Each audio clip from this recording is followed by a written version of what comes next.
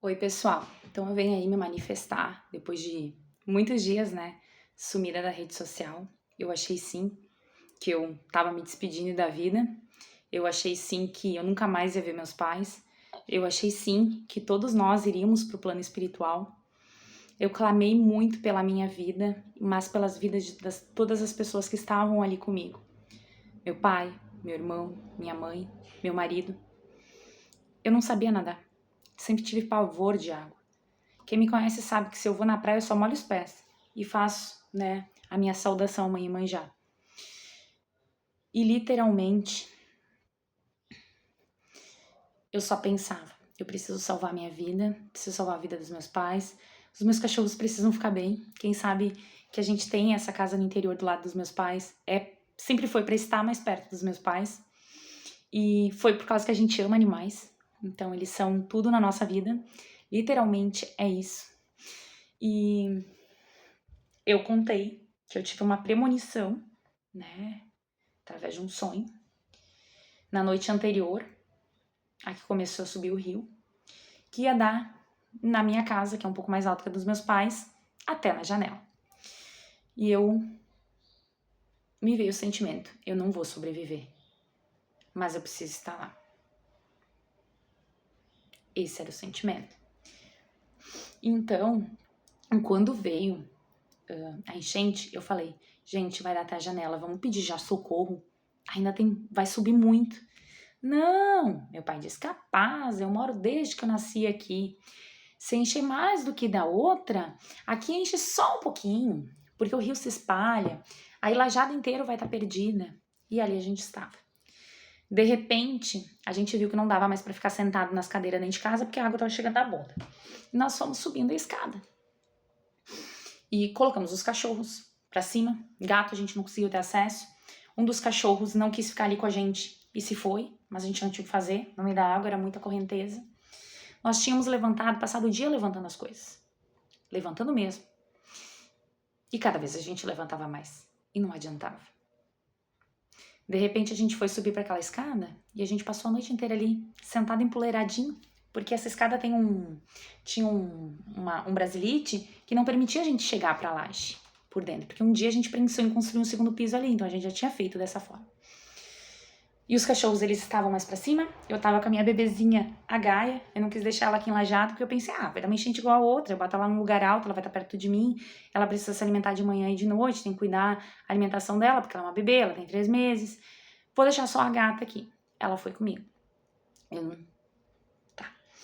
E aí, eu fui levando ela no meu colo, deixei a caixinha de transporte, porque eu pensei qualquer coisa, né, ela tá na caixinha de transporte, se a gente tiver que ir pra lá, já ela não vai pular. O meu pai tava com outro pincher, né, o Chu, no colo, e os outros cachorros nossos, o Marabô, a Chiquinha, as meninas do meu irmão, né, que são as meninas que são o nome das cachorras dele, e a Doroteca, a outra cachorra do meu pai. Nós fomos subindo, deixamos eles no alto e a gente embaixo para eles não pularem. E isso, eu clamei a noite inteira, a água subindo, clarei o dia para me pedir socorro. Meu celular não funcionava, eu mandei pedido de socorro para um monte de gente e as mensagens não iam. E o que me restava? Clamar a Deus. Clamei muito a Deus. Eu disse, Deus, se eu não tô cumprindo a minha missão aqui na Terra, me mostra o caminho. Mas eu não mereço morrer dessa forma. Eu não quero morrer dessa forma, eu falava. Eu não quero e eu não quero que ninguém morra. Porque eu não vou saber viver sem nenhuma das pessoas que está ali comigo. E quando eu clamei a Deus, parecia que no meu inconsciente alguma coisa dizia assim, vai ficar tudo bem.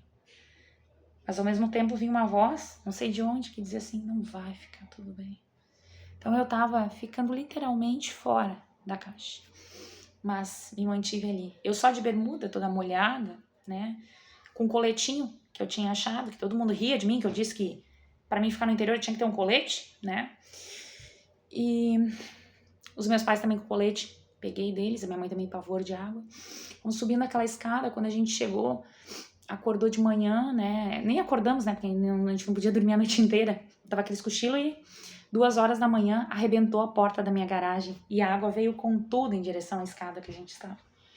E a gente foi subindo, até a gente chegar bem perto do topo. Estávamos empoleirados, as pernas já não funcionavam mais. De manhã cedo, Quando clareou o dia, eu disse, arrombam isso, porque eu vou pedir socorro. Não, nós estamos mais seguros aqui, não precisa ainda. Eu disse, arrombam isso aí. Vocês querem ficar, vocês ficam. Eu vou salvar a minha vida, eu falei. Vamos salvar a nossa vida. Começaram a tentar arrombar aquilo lá e tava difícil, porque demorou. Imagina se a gente tivesse esperado mais um pouco. E eu balançava as minhas mãos lá em cima, gritava por os helicópteros que passavam. Parecia que a gente não enxergava e eu clamava a Deus.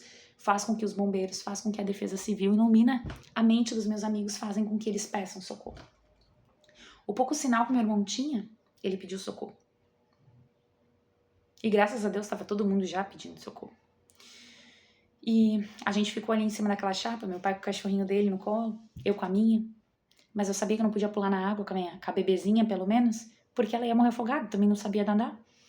E eu vendo o meu carro passando na água, o carro do meu pai, o carro do meu irmão, a casa dos vizinhos sumindo na água, as árvores batendo contra a gente, e a gente não tinha certeza quantos minutos a gente ia sobreviver.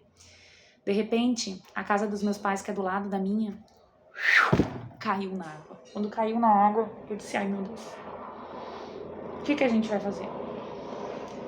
Nós combinamos que nós íamos se jogar todos juntos e nós íamos se ajudar. Eu me joguei, fui ao fundo, tomei água, tô até agora com sentimento de afogamento, né, ansiedade a mil. E eu achei que eu ia. O meu marido foi uma pessoa muito corajosa, ele me pegou pelo colete, ele me empurrou longe, ele disse, vai, tu vai ficar viva. Então ele deu segurança pra mim, pra mãe, pro pai, pra todo mundo. Ele disse, nós vamos se salvar. Então, a gente pulou de uma laje, de mais ou menos, acho que 5 metros de altura, em cima de madeiras, pregos, restos que tinham ali. Eu tô literalmente com as pernas todas, né, esfoladas, toda marcada, mas graças a Deus que eu tô sentindo dor, eu estou viva. Quando eu pulei ali de cima daquela laje, eu não tinha mais a certeza de nada. Eu me despedi dos meus cachorros em cima da laje e eu disse pra eles, desculpa por não poder salvar vocês. Desculpa por colocar vocês numa situação de risco. Eu me despedi, tá? Mas eu não me despedi dos meus pais, não me despedi do meu marido. Eu simplesmente pedi pra Deus, se a gente for pro plano espiritual, encaminha o nosso corpo, faz com que a gente descanse em paz. Faz com que a gente se sinta bem do outro lado. E pulamos. Tomei água diversas vezes, fomos parar num pé de butiá no vizinho. Se agarramos naquele pé de butiá ali, e ali a gente sabia que a gente ia ser arrancado a qualquer minuto. E o meu marido o meu irmão subiu pra cima de um telhadinho que caiu de um galinheiro do vizinho, e fomos empurrando todo mundo ali pra cima e subindo pro telhado do galpão maior. De repente veio um tronco de uma árvore, nós estávamos em cima daquele telhado maior, e pá, quebrou uma parte daquele telhado. E esse tronco parou ali. E a gente começou a pensar, nós temos que pensar agora no plano B. O que a gente vai fazer para tentar salvar ainda? Olhamos pro lado, um pé de goiabeira. Se jogamos. E pensamos, vamos se jogar ali, desculpa. Vamos se jogar. E se agarrar nesse pé de goiabeira. Mas o pé de goiabeira não ia aguentar. As árvores estavam sendo arrancadas, não existia mais nada. Então a gente olhou para aquele tronco e a gente pensou, mas se a gente for para lá, a gente vai cair também, a gente vai morrer. E aí meu irmão foi na frente. E ele, 12 metros, acho que tinha aquela... até chegar naquele pé de nozes, e foi se empurrando em cima daquela, e a correnteza batendo, porque a gente estava na curva do rio, literalmente a nossa casa ficou na curva do rio, não existia mais árvore, não existia mais nada. Fomos se empurrando ali, foi um, depois foi o outro, e um ajudando. E meu marido ali firme, puxando os meus pais, e não deixou meus pais morrer, que eles não tinham mais força. Eu não tinha como, eu tava indo. Quando eu tava lá na árvore, eu tava tentando puxar. E aquela árvore vinha, batia escombros, passava iates, carrico, passava resto de casa, passava caminhão, desviava da árvore. E eu rezava por aquela árvore. Eu tinha clamado muito a Deus. Naquele momento eu clamava Pai Oxóssi, Pai das Matas, que é na Umbanda. Eu dizia, Pai Oxóssi, faz com que essa árvore sobreviva, que ela salve a nossa vida, por favor. E isso era dia, tá? Isso era mais ou menos umas 8 e pouco, acho que da manhã. A gente perdeu a noção do horário, que a gente não tinha mais comunicação. Quando a gente subiu naquela árvore, a gente sabia que era a última chance de sobrevivência da gente, porque não tinha mais nada. E ali a gente passou a noite. Ninguém podia deixar o outro dormir, porque ia cair do galho da árvore. Até chamadinha a gente fazia. Meu irmão dizia assim, hora da presença, da chamada. Caroline. Quando a Caroline não respondia, ele não parava. Anis. E aí eu ficava o tempo inteiro dizendo, Anis, eu preciso de ti, eu não sei mais viver sem ti. Aguenta, não cai na água. Mãe, pai, nós temos uma cama quentinha em um outro lugar para dormir. Aguentem mais um pouquinho. Eu fiquei a noite inteira com os pensamentos positivos, tentando positivar todo mundo, mas com meu coração em pedaços. Olhando para aquele restinho de laje que sobrou da minha casa com os meus cachorros lá em cima. Clamando a Deus para aguentar aquele pedacinho de laje para que a gente salvasse eles. E ali a gente via todo mundo. Quando clareou o dia, eu rezava a noite inteira para clarear o dia. Quando clareou o dia, a gente viu os helicópteros salvando todo mundo na volta, menos a gente. Todo mundo no telhado, a ponto de cair a qualquer momento. E a gente não ia. 2 helicópteros baixaram do exército, não conseguiram pegar a gente. Nós estávamos literalmente no meio do nada, numa árvore que podia ser arrancada a qualquer momento, e o helicóptero podia bater ali, cair, podia arrancar a árvore, podia acontecer um monte de coisa. E eles faziam pra gente assim, espera. E eu disse, eu não vou esperar. Cada helicóptero passava, eu ali quase sem força. Eu fazia movimentação e nós estávamos passando por um processo já de hipotermia no corpo. Eu não sabia se eu ia aguentar até o final da noite daquele outro dia. Porque foram horas. Foram 2 dias em cima de um pau. E abraçado. Vários lugares. Eu tenho roxos. Não dá pra ver que a luminosidade desse celular não é mais o meu que eu tinha, né? É um provisório. E eu o tempo inteiro. Quando eles vieram, um helicóptero, e ele começou assim, tipo, apontar pra gente que ele ia levar a gente. A gente foi resgatado de rapel. Ele realmente pendurado, um bombeiro, brigadiano, não sei o que era. Eu me agarrei naquele homem e a gente foi. Foi de 2 em 2, ele foi levando até uma cabanha pra gente se salvar nesse local. E de lá a gente ligou pra nossa família pra vir resgatar a gente. E aí eu vi o quanto Deus é grandioso. O quanto que a gente não precisa de coisa material. O quanto que a gente tem uma missão aqui na Terra. Que ninguém morre antes da hora. Muitas vezes eu pensava, meu Deus, o que vai ser do filho do Anis? Ele não sabe o que a gente tem, ele vai ver, a escola vai fechar, os meus funcionários vão estar desempregados. A vida do restante da minha família que sobrou acabou. Perdeu nós todos. E eu só pensava que eu ia morrer. Nós tínhamos 99% de chance de morrer e 1% de sobrevivência.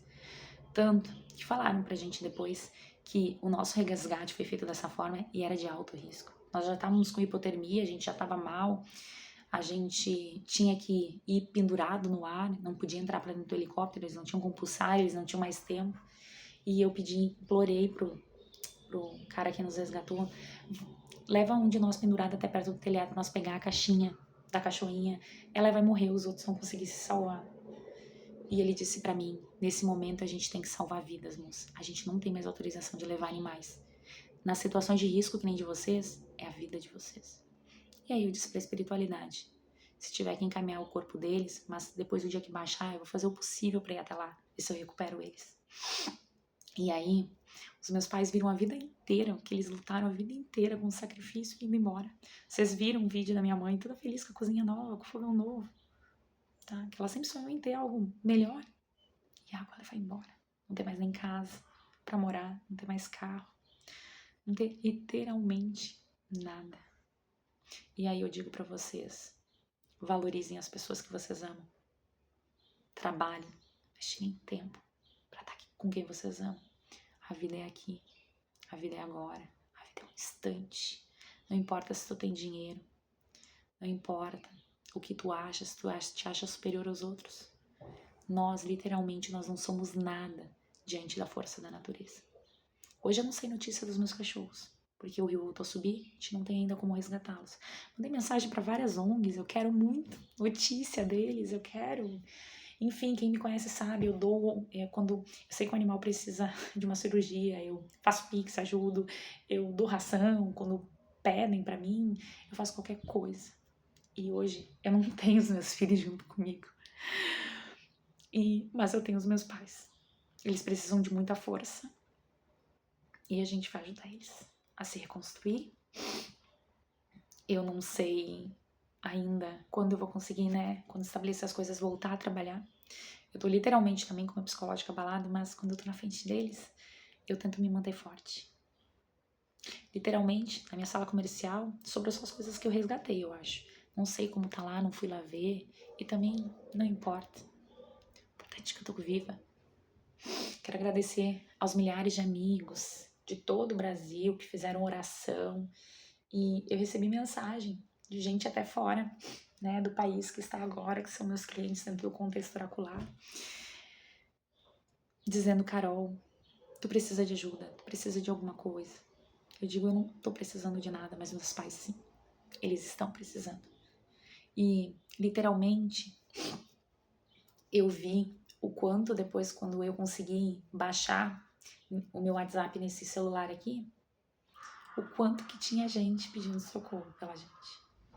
Literalmente, não tem preço que pague nessa vida. Vocês são demais. A oração, a fé move montanhas. Então, a minha busca espiritual aqui em terra continua. Realmente continua. E, literalmente, eu amo cada um de vocês numa proporção e eu faria o mesmo. Literalmente, eu faria o mesmo. Pra salvar quem eu gosto, pra salvar quem eu conheço. Nas outras enchentes, a gente não perdeu quase nada. Então, o pouco que a gente tinha mais, a gente deu, ajudou quem precisava. Hoje a gente não tem como ajudar. Infelizmente, a gente não tem como ajudar, mas a gente ajudou com oração espiritual. E as pessoas precisam de um abraço. As pessoas precisam de um carinho. Sejam felizes. Construam sonhos, mas vivam o presente. Não te importa com as rugas que tu tem na cara, com as graxinhas. Eu pensava: meu Deus do céu, eu tô aqui. Eu podia não estar mais aqui, gente. Se meu pai e minha mãe tivessem morrido, eu não sei o que ia ser de mim. Eu ia tentar lutar. Eu ia me jogar na água, ia me matar, não sei. Porque eu não queria uma morte assim pra ninguém. Mas agora, eu peço, do fundo do meu coração, que todas as pessoas conhecidas que não estão mais aqui, que elas sejam encaminhadas pro plano espiritual. E que elas se sintam em paz. Porque ninguém merece uma morte assim. Eu não sei quando eu vou voltar aos meus atendimentos, tá? Eu preciso me recuperar psicologicamente, eu preciso ver o que eu vou fazer da minha vida. A gente tem muita gente também familiar, né? Próximo, que perdeu coisa, que a gente precisa se reerguer, a gente precisa se reconstruir. Literalmente não tem mais documento, não tem mais computador, não tem mais nada. Então, eu não tenho comunicação nenhuma nesse momento, não tenho carro, não tenho... E aí eu digo assim, mas eu tenho uma coisa que vale mais do que qualquer bem material. Eu tenho um marido, eu tenho um pai, tenho uma mãe, tenho um irmão. Paz, luz e gratidão para todo mundo. Não percam a esperança. Eu sempre digo que enquanto a gente não sabe a notícia, a gente tem que ter esperança. A esperança move montanhas. Não importa a tua religião. Somos todos irmãos perante Deus. A religião é só um número. A religião é uma nomenclatura. Nós passamos fome, nós passamos frio, nós tivemos medo de morrer. Mas nós tínhamos certeza que nós éramos uma equipe. E uma equipe de 5 pessoas era demais. Em nenhum momento a gente pensou em ser egoísta. A gente pensou, se um vai todos. Nós fomos uma equipe de 5. Nós somos imbatíveis. E eu lembrei muito de uma música que é o tema da escola que eu trabalho pela manhã. Nós somos tudo que a gente tem. E assim eu encerro o meu vídeo no dia de hoje. Gratidão, paz, luz, amor, fé, esperança. Se tu tem um pouco aí, ajuda quem precisa. Não precisa nem ajudar com dinheiro, gente. Ajuda psicologicamente. Fale com as pessoas. Mas não atrapalhe o trânsito indo fazer turismo. Não tem nada de bonito, nada. Eu vi todas as lembranças da minha família, todas as lembranças da minha infância, indo por água abaixo. A vida continua, mas o trauma fica. A gente vai levar muito tempo para superar isso. Mas hoje eu disse para minha mãe, que bom que a gente tá com dor, que bom que a gente tá machucado, porque a gente tá vivo. É sinal que a gente tá vivo.